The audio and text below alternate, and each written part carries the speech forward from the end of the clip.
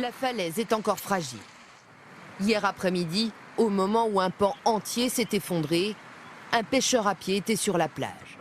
Un homme de 80 ans surpris par l'effondrement de la paroi. Son corps a été repêché à 3 km de là. La marée était haute à 1h moins le quart, et il est arrivé trop tôt. Hein. Et puis en plus, il attendait très mal. L'accès au littoral est pourtant interdit. En Haute-Normandie, l'érosion des roches est de plus en plus préoccupante. Il y a 2 ans, cette vidéo spectaculaire était tournée à quelques kilomètres de là.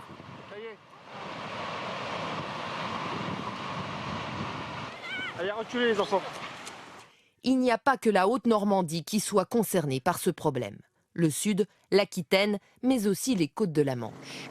Au total, un quart du littoral français, 1700 km de côte, rongés par la mer. Comme ici en Bretagne, à Cancale. En avril dernier, l'éboulement n'a pas fait de victimes, mais ce riverain s'en souvient très bien. Le haut de la falaise, depuis ici jusqu'en bas, s'est effondré, est arrivé presque à marée haute, juste au bord de la mer. Là. À l'entrée de la plage, un panneau signale le risque d'éboulement, mais aucune interdiction de se baigner. C'est vrai que c'est un peu dangereux, mais après c'est naturel. Donc, Partout en France, les falaises réputées fragiles sont placées sous surveillance.